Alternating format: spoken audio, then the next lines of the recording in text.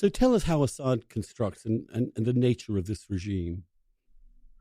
Yeah, I mean, he essentially created a police state. One of the interesting aspects of it is that, a former actual Nazi from Germany in the 1930s and 40s moved to Syria and helped teach him a lot of the tricks in many respects. Really? Yes. It's a well-known fact for people who, follow these issues. So like there's actual linkages to Nazi Germany with this totalitarian system. Obviously it's not exactly the same. But what kind of things were imported in that fashion? A lot of it was related to torture methods as well as, Right. Psychological treatment of people.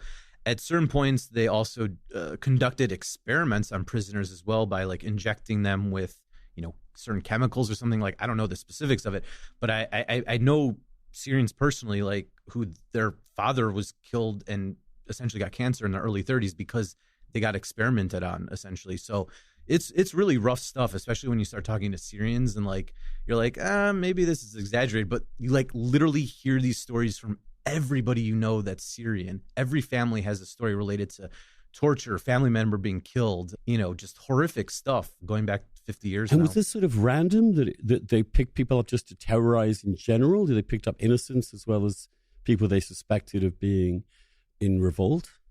I mean, some of it was people that were trying to be involved in, this more extremist aspects of things, but it also included people just protesting because the economy was poor or, maybe something was going wrong within a union or a syndicate in the area. And then it just became more random over time, especially after they had this heavy-handed push against, these jihadists in the 1970s up until 1982 when you had the Hama Massacre, when at least 30,000 people were killed in a month. In many ways, it was a predecessor of what we saw after 2011 with Bashar's response to everything. Let's go back to that massacre. What happened?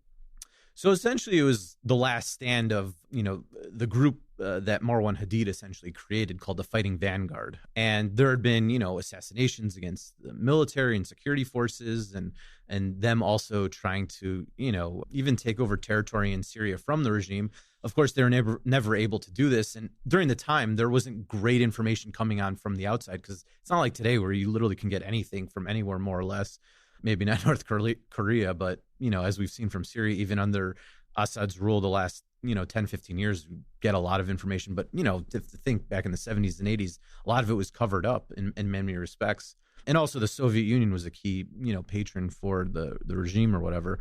And essentially, because of the fighting that was happening in Hama, they wanted to send a message not only to the people in that city, but everybody in Syria. And they committed a huge massacre, which lives in the minds of many people and also led to, just starting to sweep up so many people that had any hint of any, politics in them that might be in some ways viewed as against the regime, even if it was, like complaining because something was, corrupted or. So a big ratchet up in repression. Yeah. Marked this particular massacre. Now, when you say massacre, what do you mean? Like a lot of people in the same place were killed? Or? Yeah. It was just like within a few different neighborhoods within the city of Hama. And, according to different human rights organizations, at least 30,000 people were killed in a month, which is just brutal. They essentially razed these neighborhoods. Right. Yeah. But then they gazered them.